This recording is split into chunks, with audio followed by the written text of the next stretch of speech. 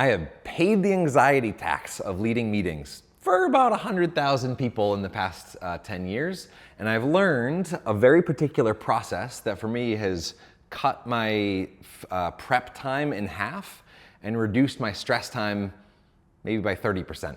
Doesn't go away. I think the anxiety tax is useful. If you choose to watch this video, I'm just gonna walk you through my own 5-step process of designing any meeting or gathering, virtual, in person, hybrid, and I'm gonna walk you through and share each ingredient and a concrete example of each.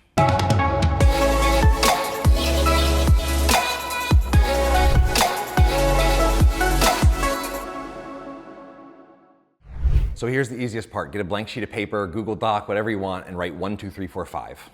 And number 1, write unofficial start. Typically, we reward people for being late by waiting for them to show up. Oh, so-and-so's not here, let's give them 2 minutes. The idea of an unofficial start is how can you immediately begin with intention and purpose? And so the concrete example for me is gave a keynote at this big conference in Kentucky and then shuttled over on the 15-minute break to lead a follow-up breakout session.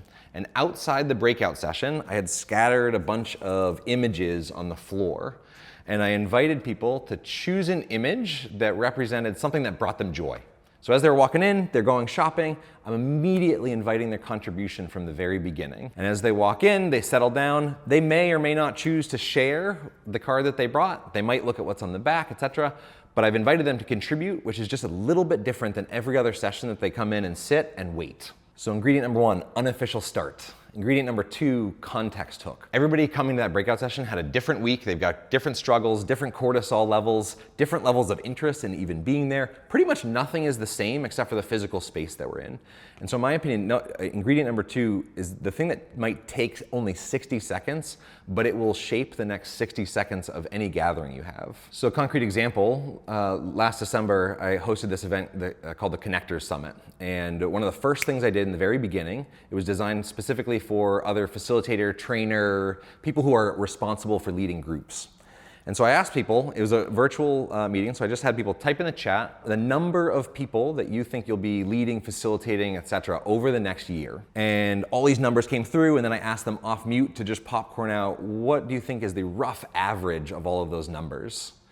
And the consensus was 1,000. So for every one individual, and Zoom was telling me at that time there were 318 people on the call. And so I just did real quick live verbally with the group, 318 times 1,000 means that this group who's here right now in this time, in the next year is gonna be responsible for directly leading, facilitating 318,000 people. And then, so this is the frame where everybody's in the same context. I don't care what you were doing before that, you're really tuned in that moment. Everybody's in a shared experience. It only took about 30 seconds.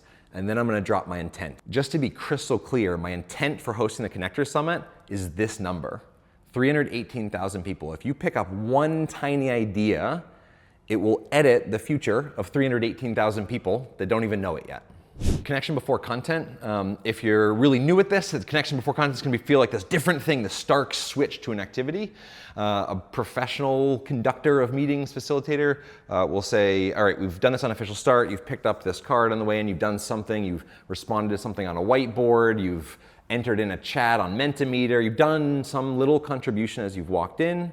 I've shared the clear intent, we've had a quick shared experience.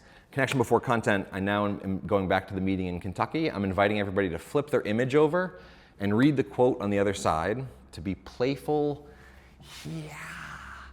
to be playful and serious at the same time defines the ideal mental condition. So I'm asking everybody to flip over their quote, and as connection before content, just get into groups of 3 and share how the quote on the back of the card either relates or does not relate to why you're in that meeting. So depending on your context and how much you have to get done, this could be a very quick little share with a partner or 2 other people, or a longer conversation if the intention was to actually really connect. Assuming you're still with me, you're like, well, I'm doing all these things. Just to be clear, steps 1 through 3, unofficial start, context hook, connection before content, is all fitting in, can all fit into the first 7 to 8 minutes of a meeting, because the unofficial start is happening before the official start, the context hook is happening just about at the exact start time, and connection before content, you can have people do something as simple as fill in a sentence or have a 5 to 9 minute conversation in small groups. Anything in that range based on your context of fit.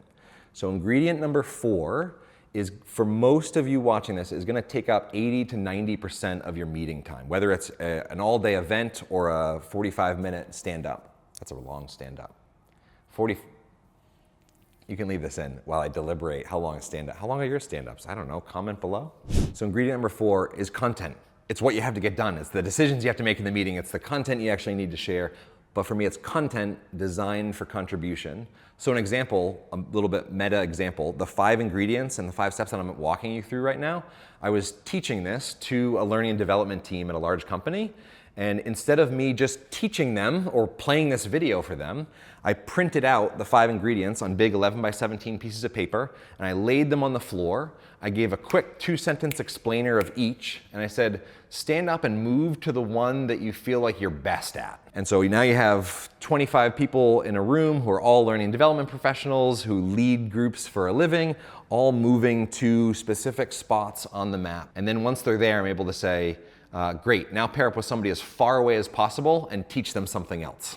Teach them something about the thing that you're good at and leave this conversation one little idea or nugget smarter. The prompt is up to you. The idea is to design your content for contribution. There are all sorts of videos across the channel where I give dozens and dozens of examples of how to do that, but that's one really quick, concrete one. Number 5 is the one that, to be honest, I most often forget, and I think most other people often forget, and that is the closing. How many of your meetings have ended in a rush at 9:55 with barely enough time to run to the bathroom before clicking the next Zoom link?